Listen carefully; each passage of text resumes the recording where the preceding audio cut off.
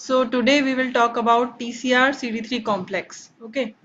So as you know that TCR alpha beta transmembrane chains are associated with CD3 complex. Okay, and the CD3 is made up of three dimer molecules. That is epsilon delta, gamma epsilon, and zeta zeta chains. Okay, while studying the T cell receptor characteristic features, we knew that there is a variable region at the N terminus, and then constant region, then connecting domain, then transmembrane region, and then cytoplasmic tail. And we also noticed that the transmembrane region of this this TCR is you know is having positively charged amino acid, and the transmembrane regions of this CD3 complex molecules are rich with negatively charged molecules that bring them together. And we also understood that the cytoplasmic tail of the alpha beta T cell receptor actually is very short, and the length is about 5 to 12 amino acid long only. Okay, so they cannot transduce the signal received through the MHC antigen interaction, right? So they take the help of CD3 molecules that have the item motifs in their cytoplasmic region. Okay, if we see this figure, you can see this blue colored item motifs. Okay, immunoreceptor transmembrane associated motifs. Okay, so these item motifs are in 10 in numbers. Okay, the full form of item is immunoreceptor tyrosine based activation motifs. Okay, so 10 in number, 6 in zeta dimer, and 1 in each of gamma, delta, and epsilon. Okay, so these the characteristic feature of these item motifs is the presence of tyrosine, two tyrosine residues that can be phosphorylated upon during signal transduction, and this is a sequence of single item motifs where two tyrosine molecules, these are the bold ones, are separated by 9 to 12 amino acid in between. Okay, just like in case of B cell receptor, these also help in signal transduction from upon interaction with the antigen MSC complex. Okay, and the transduction of signal requires the clustering of TCR and CD3 complex along with the CD4 and CD8 co-receptors. Okay, on the cell surface of T cell. Now, as we will talk a little about how the development of the T cell occurs, starting from the hematopoietic stem cell. Partially, you know this because while we're studying the thymic structure, we knew that how the T cell precursor enters to the through the corticomedullary region in the thymus, and then it passes from cortex to medulla, and then it leaves the blood, leaves for the peripheral tissues and blood. Okay, so migration, there are two migrations: migration from bone marrow to the thymus, and migration from thymus to the peripheral tissues. Okay, and we will see that what are those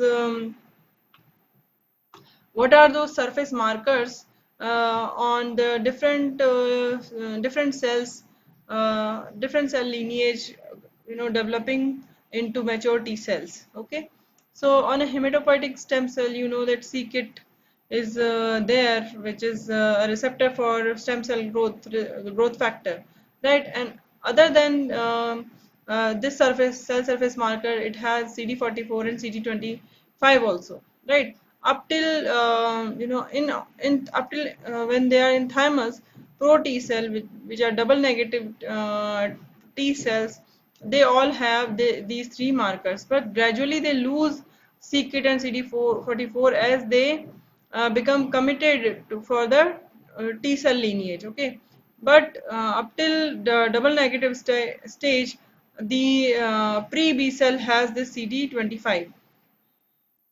Okay, so starting from the hematopoietic stem cell, a common lymphoidal progenitor is formed, and this migrate to the thymus and becomes a T cell precursor and there in thymus, rag expression, is induced or turned on, bringing about the TCR locus rearrangement, as we studied yesterday, that DJ arrangement and then VDJ gene rearrangement occurs.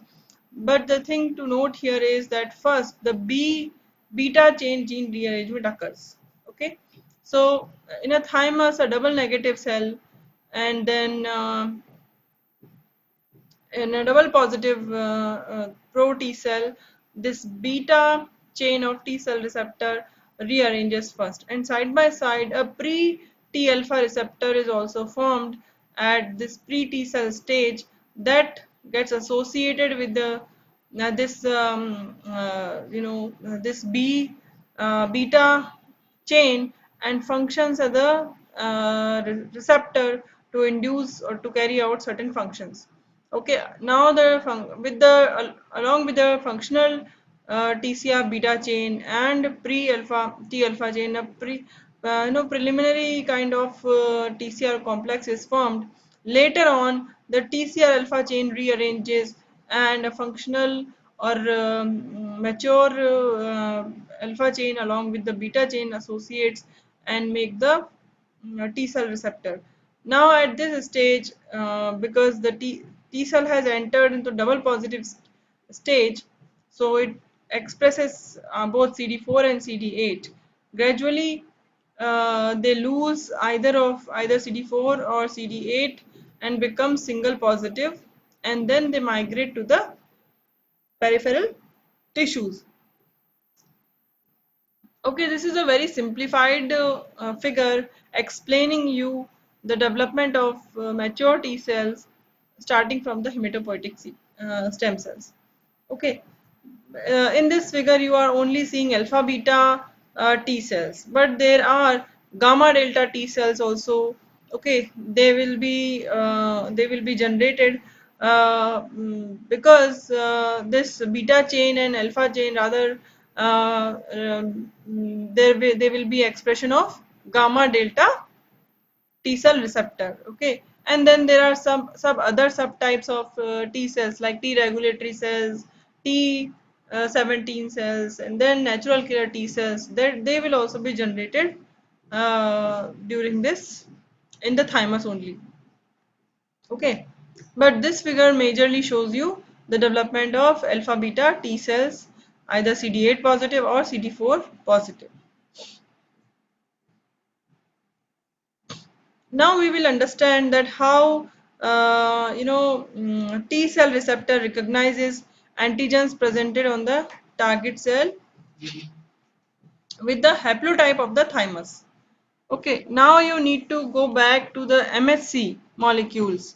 We studied that the MHCs, the recombination frequency in the MHC locus at the MHC locus is very low, and they are inherited as a haplotype. Okay, and the haplotype is customarily written as the superscript to the in the genotype. Okay, so in the body, MHC molecules will be of a particular type in any animal body, say mouse or human. Okay, so in this experiment, what are we seeing that the haplotype of the thymus,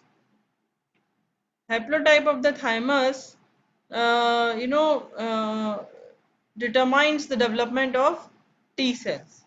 Okay, or in other words, we can say we are going to see the experimental demonstration that the thymus selects for maturation of only those T cells which whose T cell receptor recognizes the antigen presented on the target cell with the haplotype of the thymus.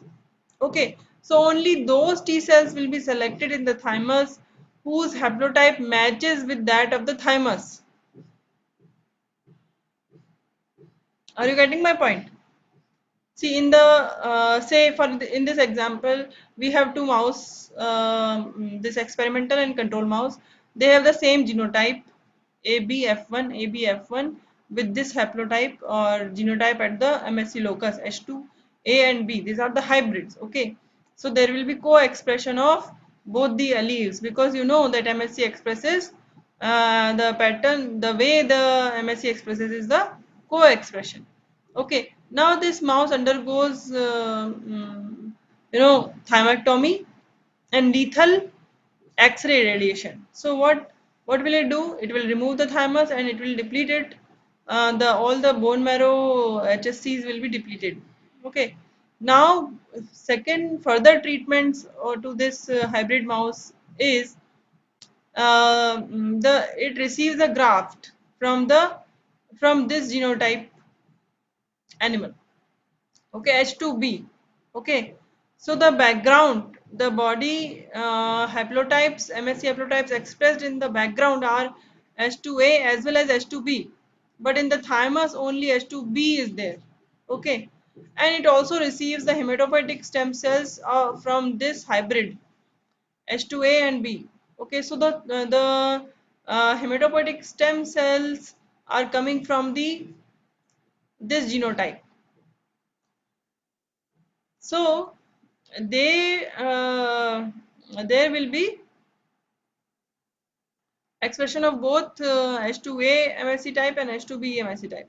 And thirdly, this mouse is infected with the LCM virus. Okay, so the viral antigens will be presented with the help of. Now again, you need to understand this figure. You need to remember that viral antigens are presented through endogenous pathway with the with the help of MHC type 1.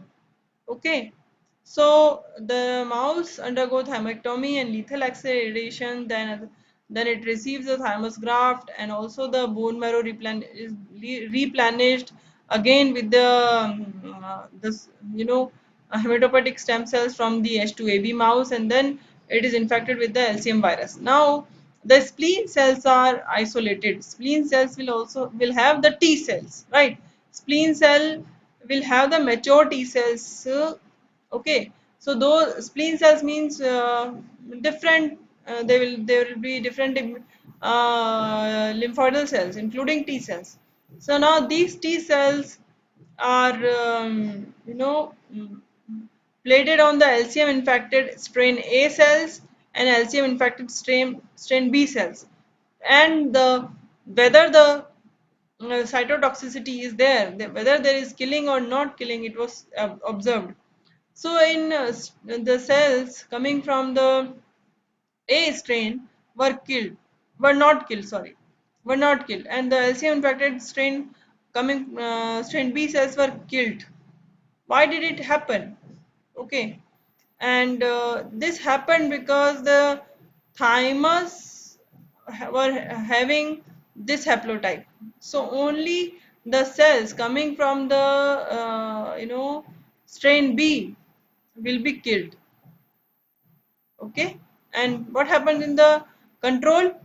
Because it's a hybrid, it has H2A H2B strains coming, LCM infected strain A cells as well as B cells will be killed. Okay, right, because the thymus is off. Thymus is having both the haplotypes expressed. So T cells are able to express to interact with the MSC coming from the strain A as well as the strain B background, because it's a hybrid. So are you getting my point? That what does this experiment show? It shows that the T cell receptor will recognize antigens presented with the thymic haplotype or thymic MHC molecules. Okay, so let us go ahead. So the importance of thymus it shows. If you change the thymus genotypes in terms of the MSC haplotype, the T cell response will change accordingly. Okay. Now, as I told you earlier, that this before the formation or arrangement of actual alpha chain of the T cell receptor, a pre T alpha chain is formed. Okay, which makes the complex with the TCR beta chain. Now, and all those this pre-T alpha and TCR beta forms a pre-TCR, pre-T cell receptor, which gets associated with the CD3 molecules, gamma epsilon, epsilon delta, and zeta zeta. Okay, and it helps in transduction of signal that enables the cell, or it makes the cell permissive for TCR alpha chain expression. Okay, so this arrangement of pre-TCR is responsible for the TCR expression. Okay, as well as it also signals the expression of CD4 and CD8 co-receptors. You see, only after pre-TCR, pre-T alpha expression, TCR alpha is getting expressed, and also the CD4 and CD8. Okay, so this complex pre-TCR signals the cell to express TCR alpha chain as well as CD4 and CD8 co-receptor molecules, and also it allows a T cell to undergo proliferation, and in addition to it, it stops the additional TCR beta chain arrangement. Okay, because already one beta chain allele has undergone rearrangement, so it stops further rearrangement at the TCR locus for the second allele of the beta chain. Okay, so this way the pre-TCR formation is critical, or it's important. Now, the thymocytes undergo two types of selection process or screening process in the thymus. As I told you earlier also, that most of the cell, 96 to 97% of the cells die in the thymus, and only 2 to 5% cells, lives. They undergo rigorous selection process to so that the autoreactivity is not there and tolerance to self is there. Okay, so what are these selection processes? These selection processes are positive selection as well as negative selection. Okay, so positive selection is what? These are different. In both the selection processes, there is killing. There is killing of T cells, but who is surviving is important. Okay, so positive selection. So the positive selection means that the cells that are able to interact with the self MHC molecules survive, and that the cells that fail the positive selection are eliminated by apoptosis. Okay, now what about negative selection? See, the interaction with the not only with the self MHC molecules but also with the self antigen presented by the self MHC is important. So the cells which are not able to interact with the self MHC molecule along with the self antigens, they are eliminated. Okay, only the cells which show intermediate affinity with the self MHC molecule and self antigens presented by MHC molecules survive. The cells that show very high affinity are eliminated, and that results in self tolerance. So there should be interaction but to a limited extent. Okay, so that is about negative selection. So as I told you that in positive selection, only those cells whose receptor binds to the MHC molecule survives and others die. Okay, so this positive selection occurs in the cortical region of the thymus. Okay, so this is a precursor T cell, and this is a double positive T cell. Okay, because it is CD4 plus and CD8 plus. So the thymus is abundant in the epithelial cells. I told you that cortical thymic epithelial cells. Okay, CTAC and MTAC, if you can remember, cortical thymic epithelial cells and medullary thymic epithelial cells. Okay, so if these cells interact with the MHC of these epithelial cells, self MHC molecule, then they will survive. And if they are not able to interact with the self MHC, they will die. And now here you can see the thymic epithelial cells If the genotype or the genetic makeup changes, uh, then in the thymus only those cells will be selected which are interacting with the haplotype MSC of the thymus. Okay, so the background is not important, but the thymic, which haplotype is being expressed in the thymus is important. Now in negative selection, as I told you, uh, the cells that interact with very high affinity with the self MHC molecules and self MHC plus antigen molecules, they all will die. Okay, so there should be a moderate affinity of the cells to survive. Okay, and this negative selection occurs in the medullary region of the thymus.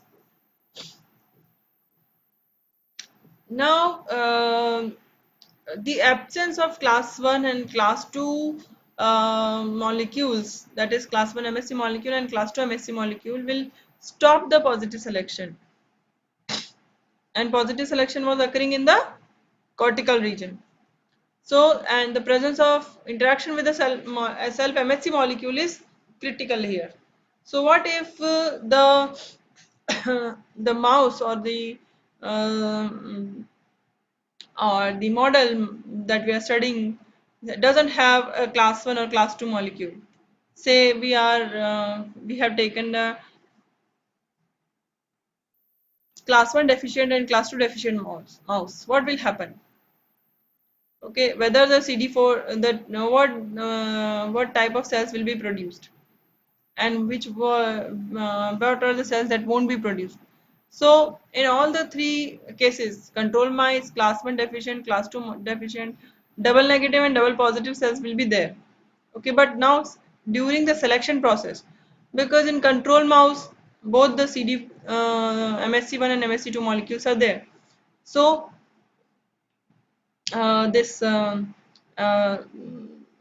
both the T cells with the CD4 plus and CD8 will be there.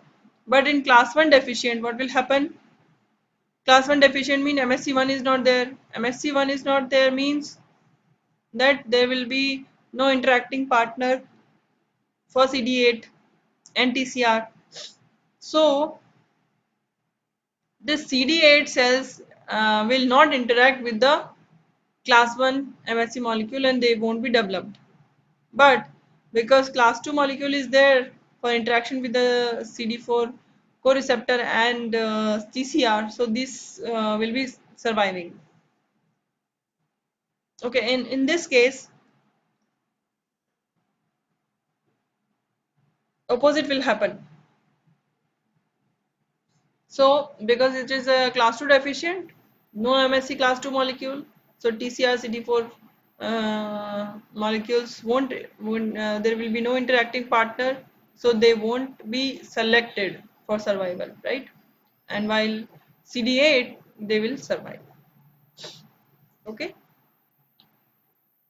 now this figure shows you the effect of host haplotype on T cell maturation. Okay, see, this is an influenza infected target cell. Okay, so this is expressing a class 1 MSC molecule along with the influenza antigen, and the haplotype of this cell is H2K. Okay, and this is a TC cell, CD8 positive TC cell. Its genotype is also H2K. Okay, so an alpha beta TCR gene is taken and two transgenics are formed of this background, H2K and H2D. Now this already rearranged gene has been transduced in these two mice, right?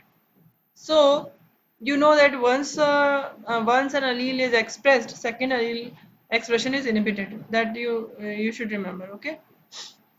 So now what will happen to the development of the or do the selection. Okay, in H2K mice, TCR positive CD4 and double positive cells are present, which undergo selection. Now, because the background of this mice is same as of the specificity of the TCR gene for the MSC molecule. So this TCR was interacting with the class 1 MSC molecule of this background, H2K haplotype, right? So this is capable of interacting with the H2K only, not the H2D.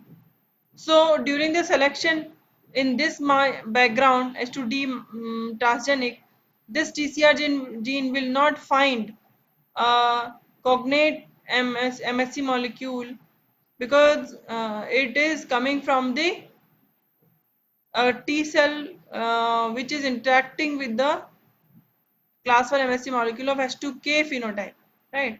So here the selection won't occur. So the host haplotype is equally important. It's just like even if you would have replaced the thymus, then also the same would have would have happened. Okay, so this is very similar to that of the thymectomy and transplantation again, the experiment that we just studied, right? Now, as I told you that negative selection requires both self-MHC and self-antigen.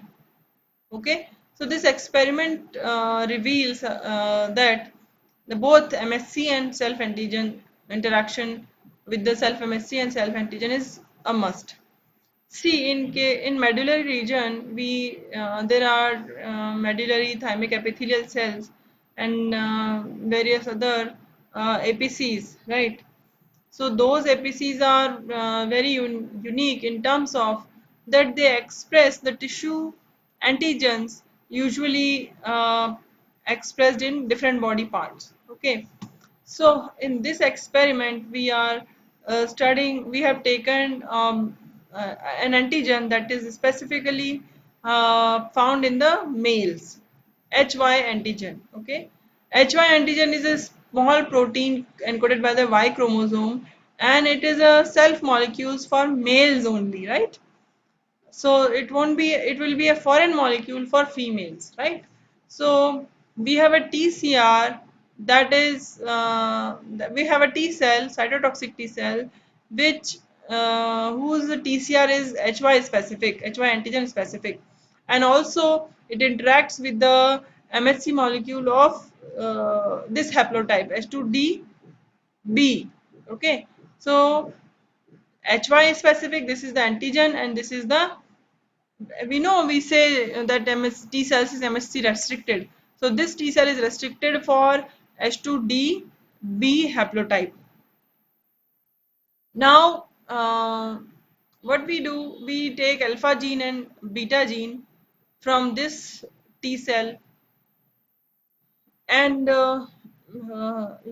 we use these alpha these construct to make an alpha HY TCR transgenic mice. Okay, so now we have a male with the H2DB haplotype and the female that also is the same haplotype H2DB. Okay, now the expression of the HY, definitely in male it will be plus, in female it will be minus, right? And if we follow the thymocyte development or T cell development, okay, up till CD44 negative and CD4 double positive, both the male and female have these cells, right? Now when it comes to selection, when it comes to negative selection, where interaction with the self MHC and self MHC and self antigen is required, as we have taken a cytotox HY specific TCR, that to CD8, that is making the complex with the CD8 molecule. Okay, so if we follow the development of the CD8 positive cells in males, because we have transfected both alpha and beta TCR receptor in that, Okay, so the specificity will remain for the HY antigen, right? The specificity will remain for the HY antigen. And in male, HY antigen is a self antigen. Okay, and in female, HY antigen will be a foreign antigen, right? So in case of male, we don't see any development of CD8 positive cells, right? Although it has the H2 self MHC molecule, right? Although it has a self MHC molecule, but HY antigen is a self molecule for this. That's why CD8 is not formed, right? Now here H2B is available, right? But HY is not there, or it's a foreign antigen, right? So because we have made it a HY-TCR transgenic mice. This female is expressing the TCR having the specificity for HY. Okay, so this female will express this CD8 T cell TCR.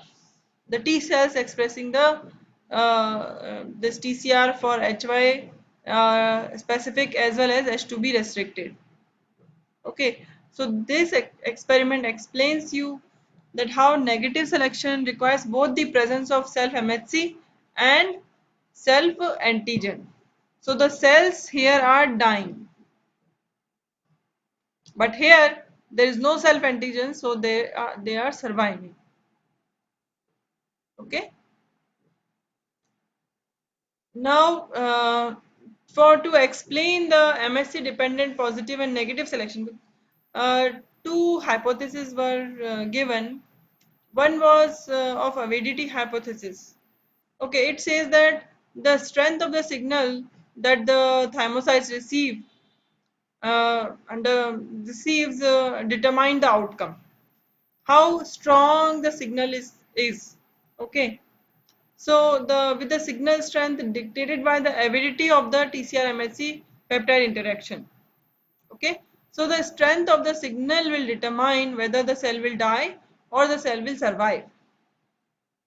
While another hypothesis, differential signaling hypothesis, says that for positive and negative selection, the outcome is dictated by two different signals rather than the strength of the same signal. Okay, so these are the two hypotheses that have been proposed to explain the paradox of MSC dependent positive and negative selection, because in both the cases in positive selection interaction with the MSC is important. So the cells which are not able to interact with their self MSC molecules die, and in here the cells interacting too tightly with the self MHC molecule and self antigens will be dying. So in both the cases interaction with the MSC is there, but the strength of the signal is equally important. Okay, now about the co-receptor CD8 and CD4. Okay, how a cell becomes a CD4 positive or a cell becomes CD8 positive? What are the factors that determine that whether the cell will become a CD8 positive or CD4 positive? Okay, for to explain this also two models have been proposed. One is instructive model and another is stochastic model. Okay, so instructive model says that expression of one engagement of either of the molecules, either CD4 or CD8, engagement of the one co-receptor leads to down regulation or down expression of the other. Say for example, if the CD8 is engaged as a co-receptor, then CD4 automatically will be expressed low, and then the cell will become CD4 negative. Likewise, if CD4 is engaged, then expression of CD8 will be lowered, and the cell will become CD8 negative. Right. Another model, stochastic model, says that it's a random process. It's not whether the the cell will become a CD8 or CD4 positive. It's completely random. Randomly, expression of one type of the co-receptor molecule down regulates. Okay, randomly CD4 down regulates or randomly CD8 down regulates, and it becomes a CD8 positive or CD4 positive cell. Okay, once the CD4 or CD8 positive cell is generated, if it is capable of binding to the antigen and class 1 MHC molecule where the random CD4 downregulation is there, it will survive, and if it's not able to bind, it will die. Same thing happened with the where the random down regulation of CD8 has occurred. Okay, when it is able to bind to the antigen as well as class 2 MHC molecule, the cell will survive as CD4 positive cell, and if it doesn't bind, it will die with by the apoptosis.